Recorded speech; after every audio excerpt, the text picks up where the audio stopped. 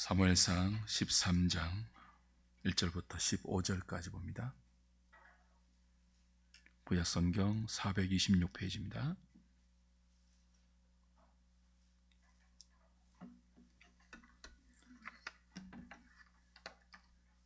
사무엘상 13장 1절부터 15절까지 제가 한 절, 여러분이 한 절 교독합니다. 사울이 왕이 될 때에 40세라 그가 이스라엘을 다스린 지 2년에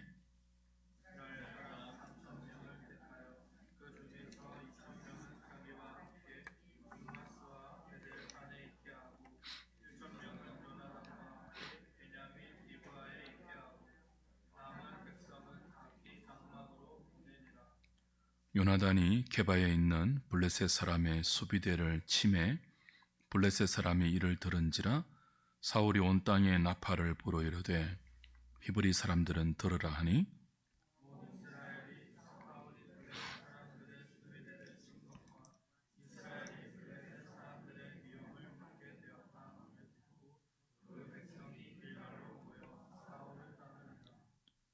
블레셋 사람들이 이스라엘과 싸우려고 모였는데 병거가 3만이요 마병이 6,000명이요 백성은 해변에 모래같이 많더라.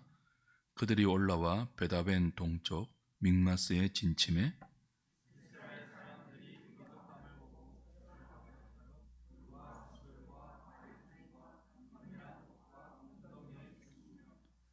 어떤 히브리 사람들은 요단을 건너 갓과 길르앗 땅으로 가되 사울은 아직 길갈에 있고 그를 따른 모든 백성은 떨더라.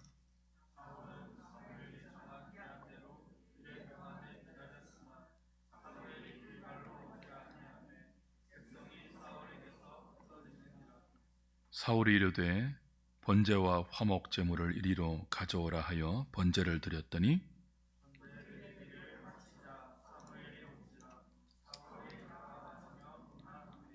사무엘이 이르되 왕이 행하신 것이 무엇이냐 하니 사울이 이르되 백성은 내게서 흩어지고 당신은 정한 날 안에 오지 아니하고 블레셋 사람은 믹마스에 모였음을 내가 보았으므로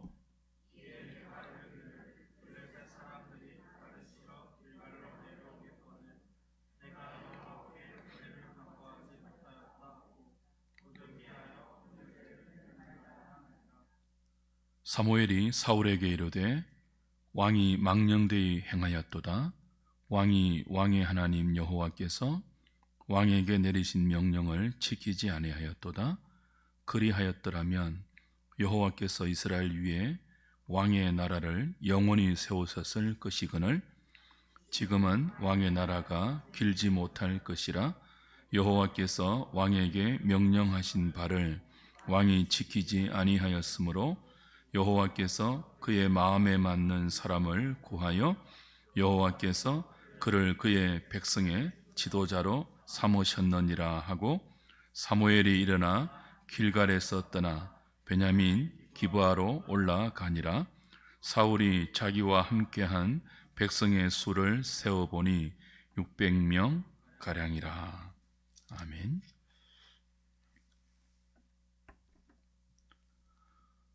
이스라엘의 초대왕 사울이 40세에 왕이 됩니다. 그리고 이스라엘을 다스린 지 2년에 이제 오늘 본문의 사건이 벌어지죠. 군사 3,000명을 택하여서 이스라엘의 심장부 게바에 진을 치고 있는 블레셋의 수비대를 제거하고자 합니다.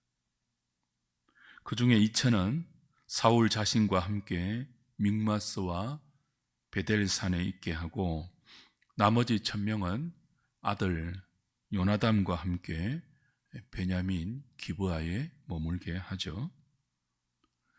이에 베냐민이 사울의 뜻을 좇아서 게바에 있는 블레셋의 수비대를 공격합니다. 수비대가 공격당했다는 소식을 들은 블레셋의 본진은 병사를 동원해서 베다웬 동쪽 믹마스에 진을 치죠. 그런데 그 군대의 규모가 상상을 초월합니다. 5절을 보면 병거만 3만이다. 마병이 6천 명이다. 나머지 군사는요, 카운트를 하지 않아요. 해변의 모래처럼 많았다. 그러죠. 상상하지 못할 압도적인 블레셋의 군사력을 본 이스라엘은 두려움에 빠집니다. 3천 명이 군대로 조직이 되었고, 또 나팔을 불어서 사울이 블레셋과 싸우기 위해서 따로 군사를 징집했는데, 따로 모인 숫자는 지금 거론이 안 되어요. 몇 명인지는 모르겠지만 그 상상을 초월하는 블레셋 군대의, 믹마스에 진친 블레셋 군대의 위용을 보고 모든 이스라엘 군사들이 두려움에 빠집니다. 그래서 탈영합니다. 어떤 사람은 요단강 동편으로 도망을 가고, 대부분의 군사들은 굴, 숲을, 바위 틈, 은밀한 곳과 웅덩이에 숨기에 바빴습니다. 남은 부대원은 오늘 15절을 보면 600명 밖에 남지 않았어요. 그 사울과 남은 이 600명의 이스라엘 군사들은 길갈에 남아서 공포에 떨고 있었습니다. 그런 상황에서 다급하죠. 사울은 누구를 기다립니까? 사무엘을 기다립니다. 이래가 되도록 사무엘을 기다려요. 근데 사무엘이 오지를 않습니다. 여기 8절에 보면 사울은 사무엘이 정한 기한대로 7일을 기다렸으나, 그렇죠? 사무엘이 길갈로 오지 아니하매 백성이 사울에게서 흩어지는지라 그랬습니다. 그러니까 600명만 남도록 다 흩어지고 상황은 점점 더 위급해지고 사무엘이 명한 7일의 기한은 다가오는데 오지 않는 거예요. 근데 길갈이라는 지명이 나오죠. 7일이라는 숫자가 나와요. 오늘 본문에는 사무엘이 언제 사울에게 너는 7일 동안 길갈에서 나를 기다려 나와 함께 번제와 화목제를 드리라 하는 명령을 주었는지 본문에는 언급되지 않죠. 10장 8절에 이런 기록이 있습니다. 우리가 이미 다 보았던 내용인데요. 10장 8절 보십시오.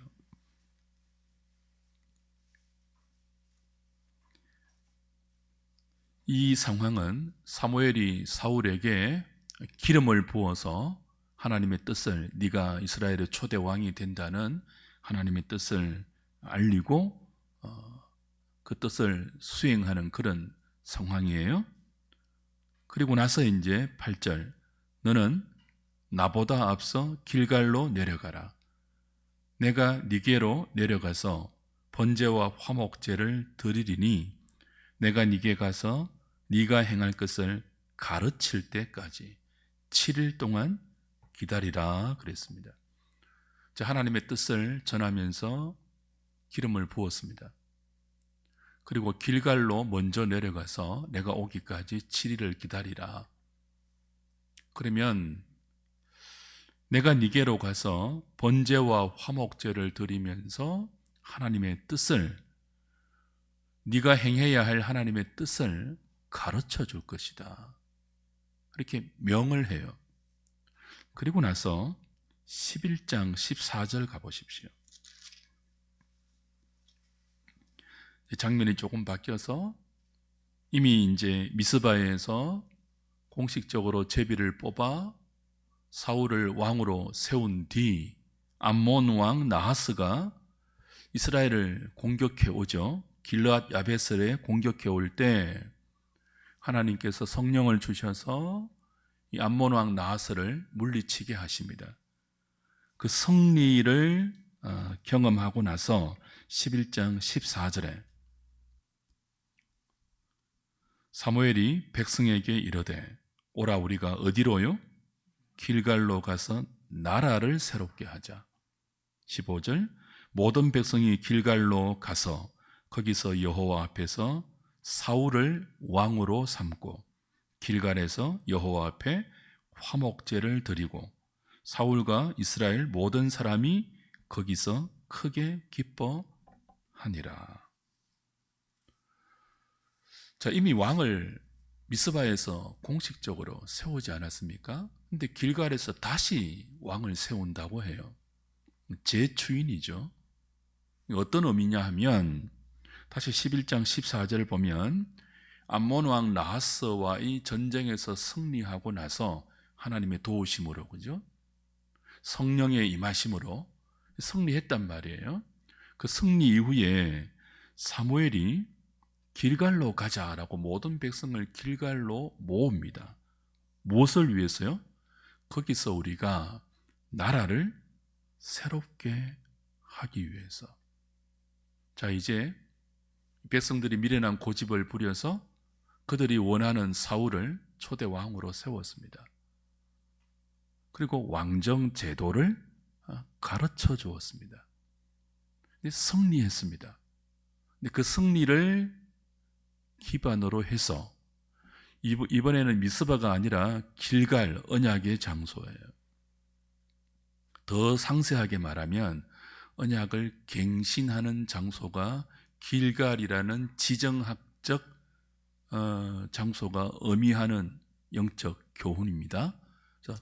그 암몬과의 싸움에서 승리를 주신 하나님의 은혜를 기억하면서 길갈에서 사울을 다시 왕으로 재추인하면서 왕의 법도를 다시 가르쳐 나라를 새롭게 합니다. 누가요? 사무엘이. 그때 뭐 하죠?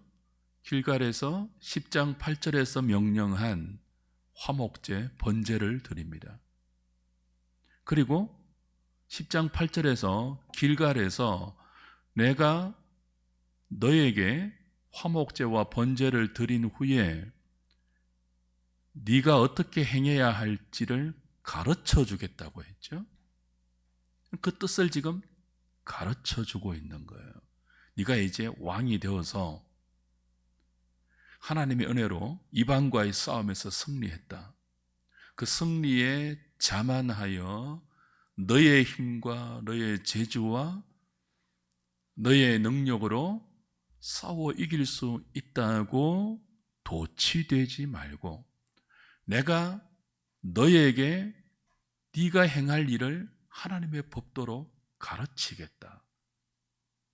나라를 새롭게 하는, 언약을 갱신하는 왕의 언약을 다시 가르치죠. 그 왕의 언약이 구체적으로 무엇인지 그 기록은 되어 있지 않지만 10장 8절 그리고 오늘 13장 8절, 그죠?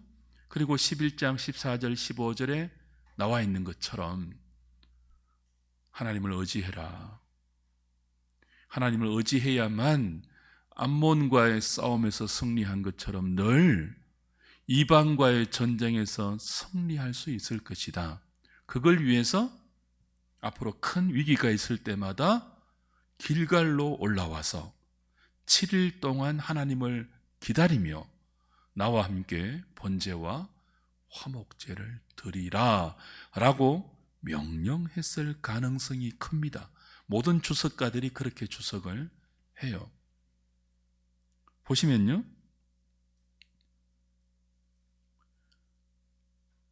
이걸 이제 그 13장 8절은 이렇게 설명을 하는 겁니다. 그 전에 11장 14절 15절 말씀에서 나라를 새롭게 한 그 명령을 사울이 사무엘에게 받았잖아요. 그리고 13장 8절로 이어보면 이 명령이 이제 이런 명령인 줄 이해가 되는 거죠. 13장 8절 다시 보십시오. 사울은 사무엘이 정한 기한대로 사무엘이 정한 기한대로 그 10장 8절, 11장 14절, 15절, 그죠? 그 정한 기한을 7일이라고 주었단 말이에요. 그래서 정한 기한대로 1회를 기다렸지만 사무엘이 길갈로 오지 않아요. 그런 상황이에요. 그 7일이 다 지나가는데 사무엘은 오지 않고 백성들은, 군사들은 점점 도망가고 흩어지고 상황은 다급해집니다. 언제 블레셋이 자신들을 치러 올지 모르는데 군사들이 다 흩어지지 않습니까?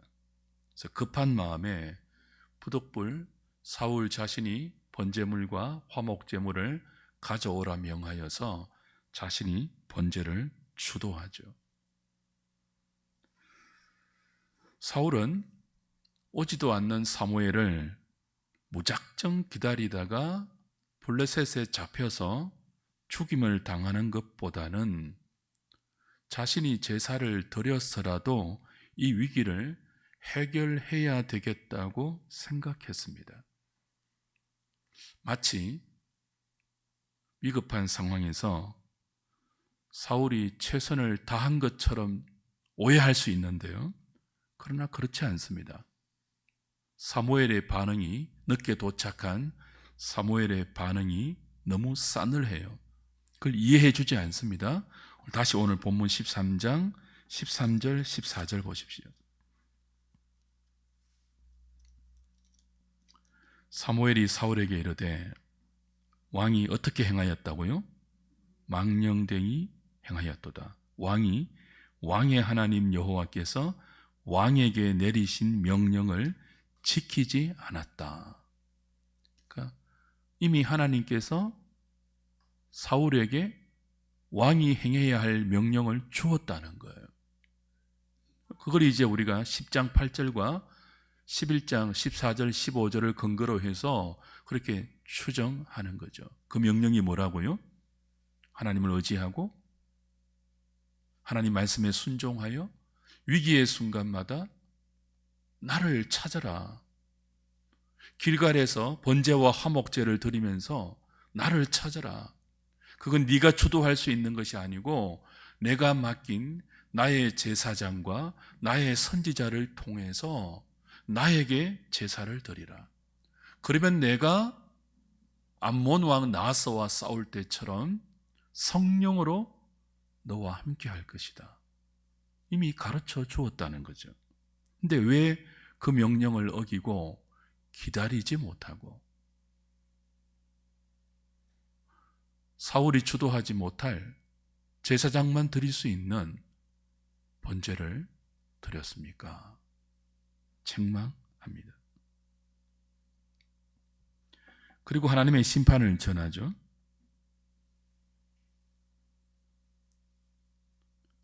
당신이 만약 하나님의 명령을 지켰다면 당신의 나라를 영영히 하나님께서 세워주셨을 것이지만 지금은 망령되이 행했기 때문에 왕의 나라가 길지 못할 것이다. 하나님은 당신을 패하고 하나님 마음에 합한 다른 왕을 이미 구해 놓았다. 이게 이제 다윗이죠. 하나님의 심판을 선포합니다. 여기서 우리는 생각을 해야 되죠. 사울의 이런 행동이 왜 망령된 행동일까요? 다급한 상황에서 나름 최선을 다한 것 아닙니까? 사무엘이 오지 않잖아요. 오지 않는 사무엘을 마냥 기다려야 합니까? 약속을 어긴 것은 사울이 아니라 사무엘 아닐까요? 근데 그렇지 않다고 오늘 본문은 말하죠. 12절을 보면, 다시 13장 12절을 보면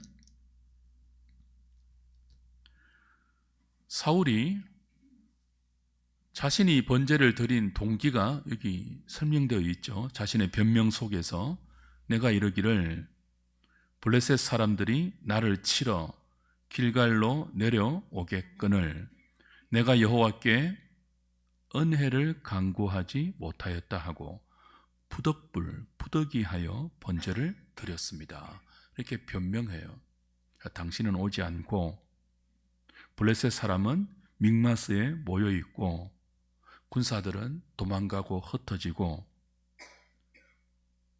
당신이 나에게 명한 번제와 화목제를 드려서 하나님의 은혜를 입어야 되는데, 하나님의 은혜를 구해야 되는데, 그 은혜를 받아야 하는데 내가 할 수 있는 방법이 그것밖에 없지 않습니까? 그래서 부득불 내가 번제를 드렸습니다. 그렇게 변명하죠. 합당한 변명처럼 보입니다. 그러나 사무엘은 바로 그런 생각이 망령된 생각이다. 그 망령된 생각이 당신을 망하게 하고 이스라엘을 망하게 하는 망령된 행동으로 이어질 수 있다. 왜 이런 사울의 생각이 망령되었죠? 자, 보십시오. 지금 사울은 은혜를 거론합니다. 내가 은혜 받기 위해서 그렇게 했다고 해요. 근데 은혜 받기 위해서 사울이 행한 것은 불순종입니다. 하나님의 명령을, 하나님의 뜻을 거스르고 어긴 것이에요. 제사장이 아니면 드리지 못하는 번제와 화목제를 왕이 드리고 있습니다. 사울이 드리고 있습니다. 불순종하고 있습니다. 하나님의 규례, 하나님의 뜻, 하나님의 명령에 불순종하면서 그 이유를 은혜 받기 위해서라고 말하는 거죠. 그런 생각 자체가 사무엘은 망령되다는 책망이에요. 은혜를 거론하는데 정작 그 은혜를 받기 위해서 자신이 하는 생각과 행동은 은혜 주시는 하나님의 뜻을 거스르는 거예요. 하나님의 뜻을 거스르고 하나님을 반대하고 있고 하나님과 다른 길로 가고 있으면서도 입으로는, 머리로는 은혜를 생각한다고요.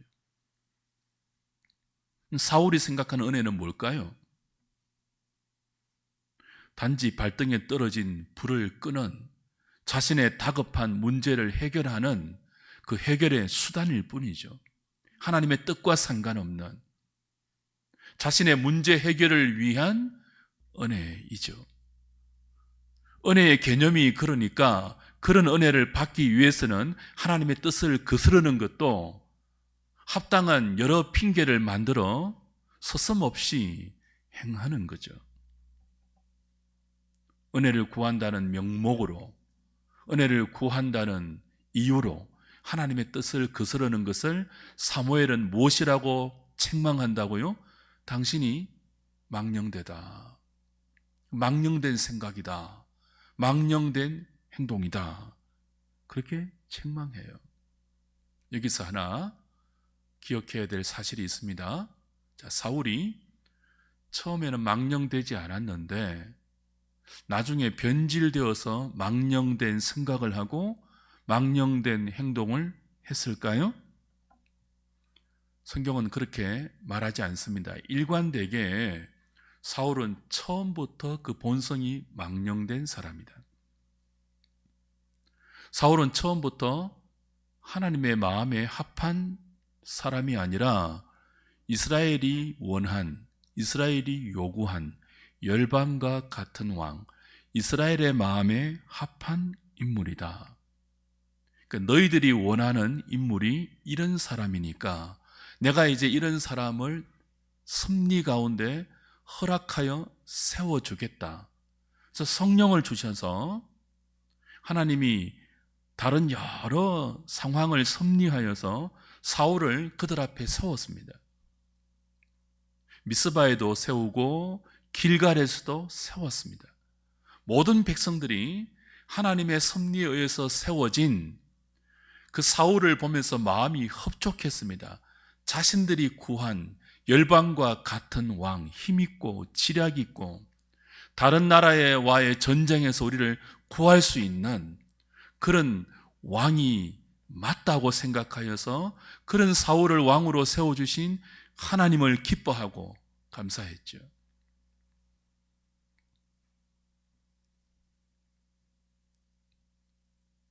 12장 12절 한번 가보십시오.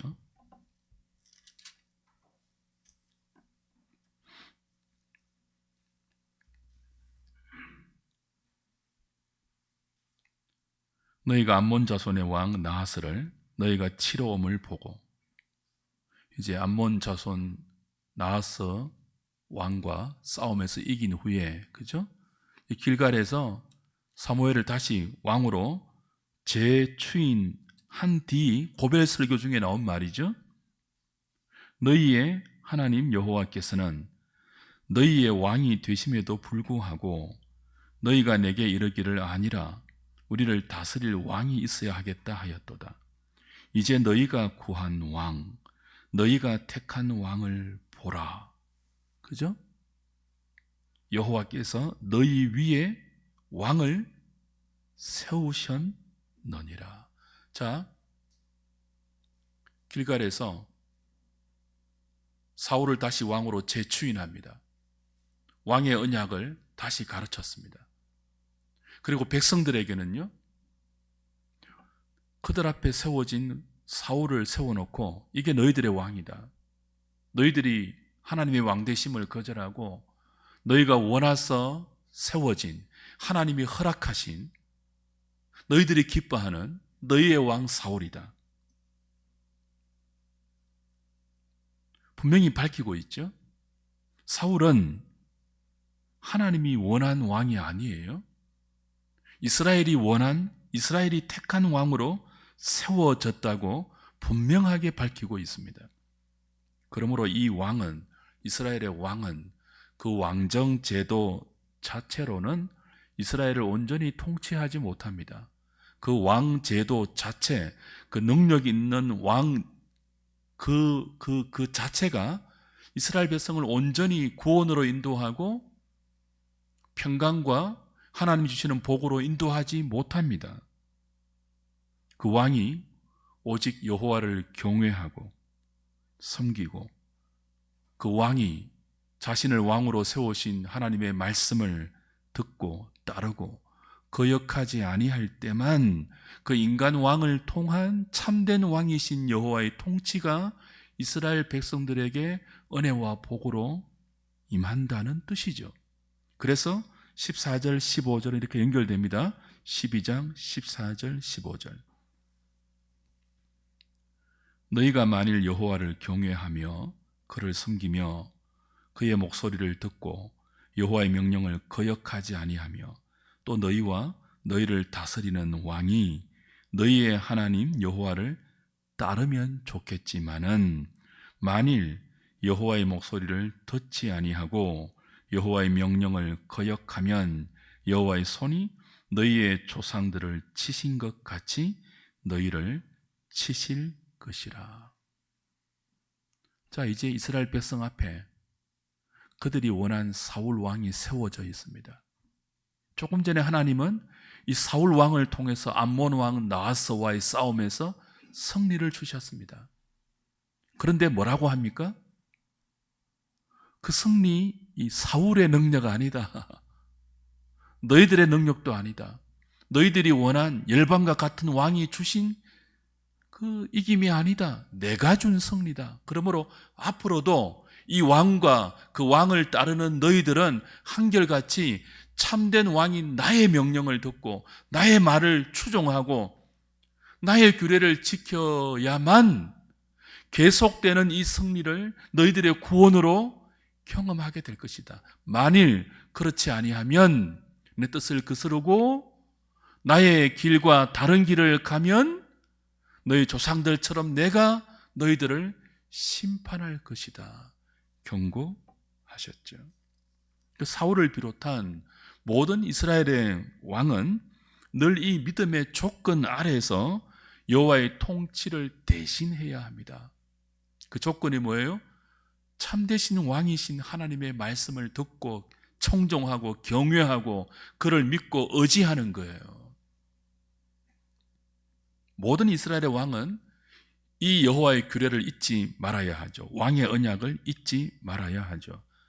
그러니까 이스라엘 백성들이 원하여서 세워진 인간 왕은 그 왕 자체로는 결코 이스라엘을 구원하고 인도하는 왕의 역할을 수행하지 못한다는 거죠. 어떤 일이 있어도 왕과 백성들은 하나님만 의지해야 합니다. 지금처럼 죽음과 방불한 극단의 위기의 순간에도 하나님의 뜻에 순종해야 합니다. 7일을 기다리라고 하면 끝까지 기다려야 돼요. 오늘 사무엘이 오지 않는다고 자신이 번제를 드리지 않았습니까? 근데 묘하죠? 번제를 드리자마자 마치 기다렸다는 듯이 사울이 도착하죠. 지금 당신이 뭐 했습니까? 이렇게 세 가지 이유 때문에 내가 왕 대신 급하게 당신 대신 급하게 번제를 드렸습니다 라고 아무리 변명해도 뭐예요? 망령되다 라고 책망을 받았죠. 이 사실로 볼 때 아직 7일이 다 마감되지 않았어요. 7일이 간당간당하게 마무리되는 시점이에요. 사무엘이 약속을 어긴 게 아니에요. 하나님은 사무엘이 7일이 거의 다 차기까지 늦게 도착하도록 만들어서 사울의 본성을 시험하고 있죠. 그 완악한 본성을 드러내도록 시험하고 계시죠. 아니나 다를까 사울은 위급한 순간이 오자 하나님의 말씀을 끝까지 믿음으로 기다리지 못하고 자신의 망령된 본성을 따라 넘지 말아야 할 선을 넘어 열방 왕과 똑같이 불신앙의 반응을 드러낸 것입니다.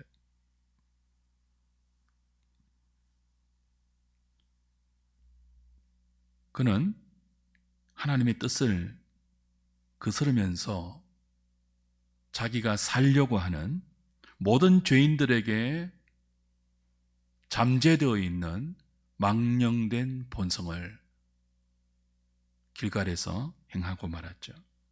이 모습이 오늘 이 본문의 모습이 원래 사울의 모습이에요. 그 전에 미스바에서 왕으로 세워지고 길갈에서 다시 왕으로 재추인되고 암몬과의 싸움에서 승리하고 아버지의 잃어버린 도끼를 찾는 그 모든 과정에서 나타난 사울의 행동은요, 사울의 모습은요, 성령이 간섭한 결과이죠.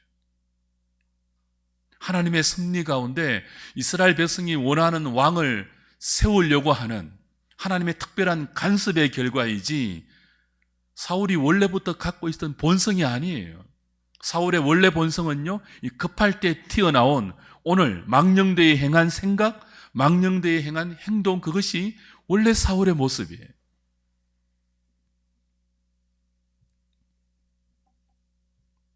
하나님께서 왜 이런 사울을 초대 왕으로 허락하셨다고요? 너희가 나의 왕됨을 거부하고 인간 왕을 원하고 고집을 부렸는데 너희가 원한 인간 왕의 본질적인 모습이 어떠한지를 한번 보라는 뜻입니다. 나의 간섭, 성령의 도우심, 나의 임재, 나의 도움 없이는 곧바로 망령된 모습을 드러내고야마는 이런 왕으로 계속 괜찮겠니?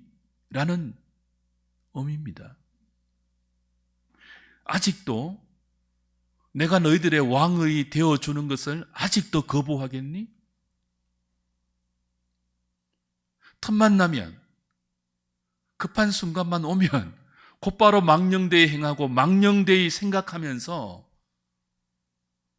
망하는 길로 가는 이런 인간 왕으로 괜찮겠니 정말? 그런 도전입니다.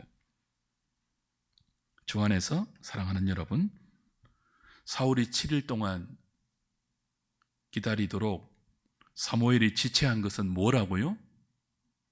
하나님의 시험입니다. 우리도 그렇죠. 간절히 기도해도 응답이 없을 때는요, 어떤 순간이라고요? 하나님께서 우리의 본성을 달아보는 시험의 순간이에요. 특별히 긴급할 때, 다급할 때, 위험할 때, 그런데도 하나님의 응답이 지체될 때 하나님께서 저와 여러분의 중심을 시험하시는, 달아보시는 중임을 알고 끝까지 하나님을 소망해야 합니다. 바라보고 기다려야 합니다. 언제까지요? 죽을 때까지. 죽는다 할지라도. 블레셋에 정복되어서 죽는다 할지라도, 군사들이 600명이 아니라 한 명도 남지 않고 다 도망가고 자기 혼자 혈혈단신이 되어 비참하게 블레셋의 포로가 되어서 죽는다 할지라도, 조금 전에 암몬 왕 나하스의 손에서 자신과 이스라엘을 건져주신 하나님의 신실하신 구원을 믿고 의지하고 죽는 그 순간까지 기다리라 하신 그 하나님의 말씀을 붙들고 끝까지 기다려야 하죠. 그러나 사울은 믿음으로 기다리지 못했습니다. 갖가지 핑계를 대면서 그럴싸한 변명을 합리적으로 내세우면서 자신의 완악함, 자신의 불신앙, 자신의 망령됨을 드러내고 말았죠. 하나님의 의도가 무엇이라고요? 늦어지는 사무엘을 기다리다가 죽는 한이 있어도 끝까지 하나님을 기다리는 믿음의 태도를 하나님은 원하십니다. 그것이 믿음이에요. 사울에게 원하시는 하나님의 마음은 그 죽는 순간까지 가보는 거예요. 적어도 이스라엘 왕이라면 백성들이 고집을 부려서 하나님이 섭리 가운데 허락하신 그런 왕이라면 하나님을 의지하다가 죽을 각오는 해야 한다, 그런 메시지입니다. 이스라엘 왕은 백성들에게 그런 믿음을 보여주어야 돼요. 이스라엘은 그런 왕을 통해서 이 나라는, 우리는 왕이 다스리는 것이 아니라 이 왕을 세우신 하나님이 다스린다는 사실을 분명히 배워야 했습니다. 죽을 각오를 하고 하나님을 믿음으로 의지하는 그런 왕을 통하여서 모든 이스라엘 백성이 그 믿음을 배워야 돼요. 그렇게 할 때 왕과 그 나라는 영원할 것입니다. 하나님의 은혜 속에서. 그러나 사울은 그 하나님의 의도를 충족하지 못하고 원래 자신의 망령된 본성을 드러내면서 그 나라가 길지 못하다는 심판의 선고를 받고 말죠. 말씀을 정리합시다. 오늘 우리는 어떻습니까? 하나님께서 우리의 급한 필요를 응답하지 않고 지체하실 때 혹 사울처럼 망령되게 생각하고 망령되게 행동하지는 않습니까? 은혜를 구한다고 하면서 하나님께 불순종하고 하나님의 뜻과 반대로 생각하는 미련함, 완악함이 우리에게는 없습니까? 은혜를 구하는 길은요, 제사 자체에 있지 않습니다. 예배는 마술적인 효력을 우리에게 가져다 주는 알라딘의 그 램프가 아닙니다. 하나님의 은혜는 예배 드렸다고 자동적으로 오지 않습니다. 하나님의 은혜는 하나님에게서 옵니다. 그래서 제사보다 순종이 중요합니다. 하나님을 믿고 끝까지 하나님을 기다리고 하나님의 도우심과 하나님의 간섭을 의지하면서 말씀에 순종할 때 하나님의 은혜는 죽음에서도 우리를 건집니다. 하나님께서 기름 부음 받은 사울을 블레셋에게 죽이겠습니까? 하나님 당신의 손으로 죽이는 일은 있을지라도 당신이 기름 부어 세운 왕을 적군의 손에 죽도록 내버려 두시겠습니까? 그렇지 않습니다. 기름 부은 왕이 죽는 것은 십자가에 달려 죽으신 예수 그리스도 한 분으로 족합니다. 믿음으로 하나님을 의지하고 죽는 순간까지 가면 절대로 하나님이 죽이지 않습니다. 그것이 순종이죠. 그걸 제사라는 종교로 대체하고 그렇게 제사 드리기만 하면 나의 문제를 해결해 주실 것이라는 그 생각, 그 믿음이 망령되다고 오늘 하나님 우리에게 묻고 계십니다. 우리 안에도 사울과 같은 망령된 생각이 늘 본성으로 또아리 틀고 있습니다. 그리고 급할 때 그 뱀처럼 또아리 틀고 있는 망령된 생각이 망령된 행동으로 튀어나올 위험이 늘 우리에게 있습니다. 그걸 유념한다면 주의 은혜를 구해야 되겠죠. 하나님, 이 망령된 생각을 주의 성령으로 통제하여 주셔서 이 망령된 생각이 늘 거룩하게 유지되게 하시고 하나님의 뜻에 죽기까지 복종하는 그리스도의 순종을 배울 수 있는 그런 저희들 되게 해 주십시오. 이 저녁에 이 말씀 붙들고 기도하면서 은혜의 보좌 앞에 나아가는 저와 여러분 될 수 있기를 바랍니다. 찬송하고 기도하겠습니다.